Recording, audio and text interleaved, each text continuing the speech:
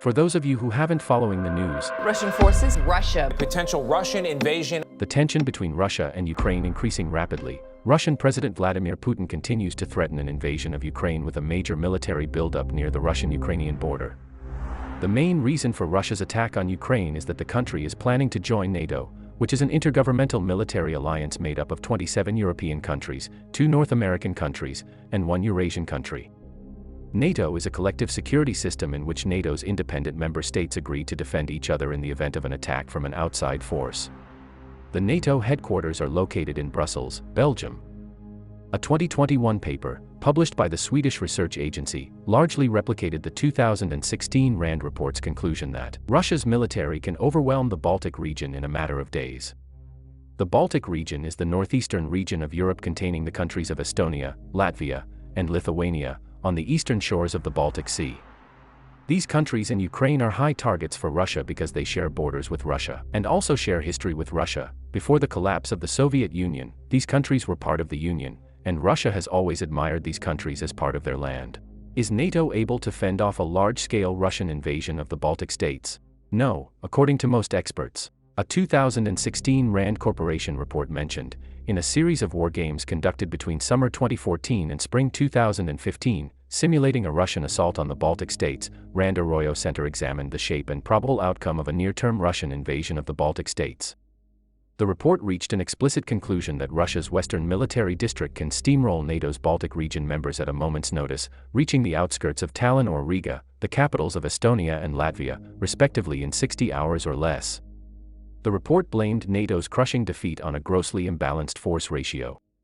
Russia's Western Military District units that would be involved in the invasion not only outnumber their NATO counterparts by a large margin, but they are also qualitatively superior in most ways. Over the last decade, Russia's Western Military District units have received a slew of modern hardware, including the S-400 missile system, the new T-72B3M main battle tank, and the BMP-3 infantry fighting vehicle. According to the report, NATO's light and under-equipped Baltic assets are no match for Russia's motorized heavy divisions. The tactical difference is so terrific, the authors claim, that NATO ground forces would be unable to successfully retreat from the Russian invasion, and were instead destroyed in place. Even with the effective use of NATO air power, which could inflict significant losses on advancing Russian forces, NATO simply lacks the conventional means to repel a full-scale Russian invasion of the Baltic states. This fait accompli presents 3 unappealing options to Western leaders and NATO high command. 1. A bloody and pointless counteroffensive to retake the Baltics. 2. To threaten nuclear retaliation, with all of the associated risks. 3. Or to acquire at least temporary defeat, putting the alliance's future in danger. The report concludes with a proposed treatment for NATO to avoid the fait accompli entirely: a military buildup of approximately 7 brigades, including 3 heavy armored brigades, adequately supported by air power, land-based fires, and other enablers on the ground and ready to fight at the onset of hostilities. These forces are still not enough to defeat the Russian incursion outright, but will deny Moscow a quick victory and impose severe losses on the invading army. The ensuing battle of attrition will favor the wealthier and more materially powerful West, establishing what the authors see as a sufficient deterrent against Russian aggression. 5 years later, the correlation of forces on NATO's eastern flank has not drastically shifted. The Baltic states have gradually ramped up their defense spending and receive a steady stream of U.S. military aid, but these modest measures are being offset by Russia's continued military buildup on its western outskirts and in its central European enclave of Kaliningrad.